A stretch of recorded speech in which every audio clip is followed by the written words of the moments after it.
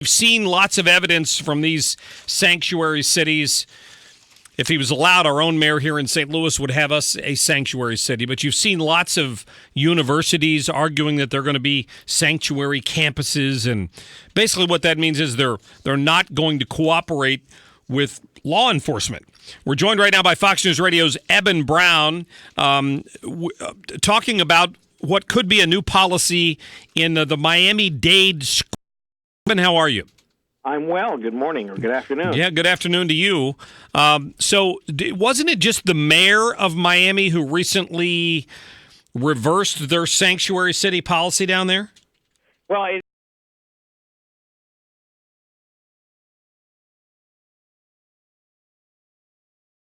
if they were to arrest someone who happens to also be wanted by immigration authorities, that they would hold that person and turn them over to agents from ICE or whatnot.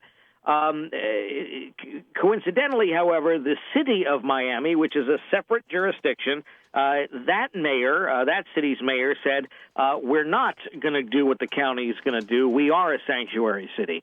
Now the school board for the county says we don't want to have agents from Immigrations and Customs Enforcement or any other federal group coming on to our campuses and taking kids out of class, kids who may be here without proper documentation or who may be in the country past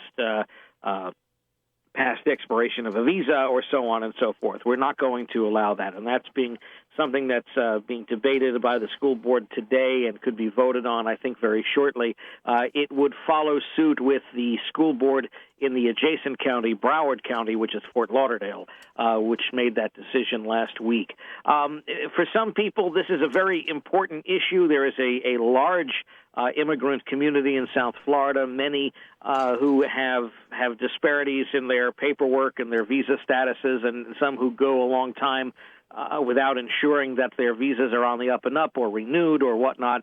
And so there's that issue. But the other issue is that this may be a solution in search of a problem, is there have been no records of kids ever being taken out of a classroom to be slated for deportation. In fact, there's a Supreme Court decision from the early 80s that says such things would be unconstitutional because children, even if happen to be in the country illegally, still have a right to attend a public education.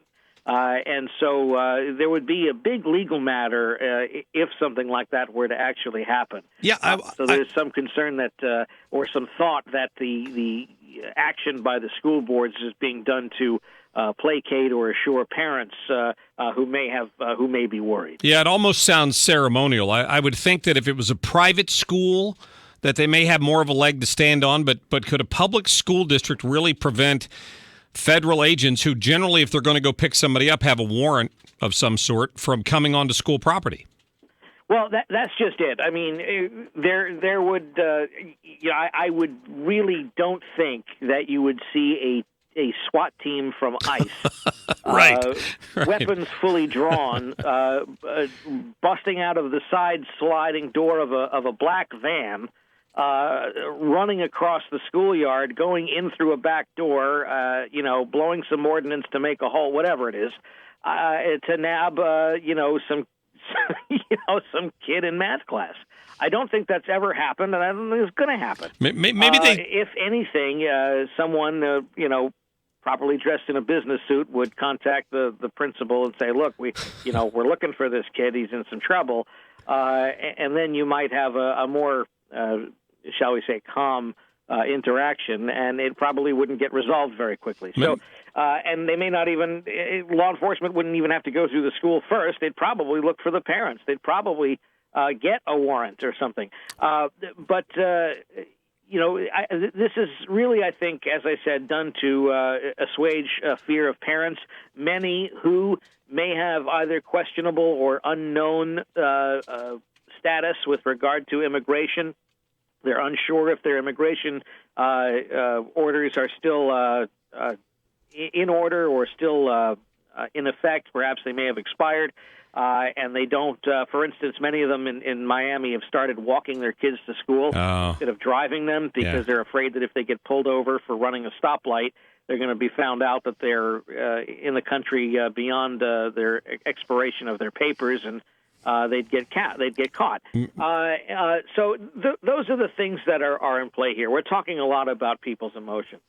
It could be that they just had this mental image of an armed guy pulling Elian Gonzalez out of a closet somewhere in Miami all those years ago. You know, that is a picture that does not disappear from people's heads, especially down here. It's certainly a very big story. Absolutely. In fact, we were talking about this the other day just around the office, about that image of what was then the INS agent. INS doesn't exist anymore.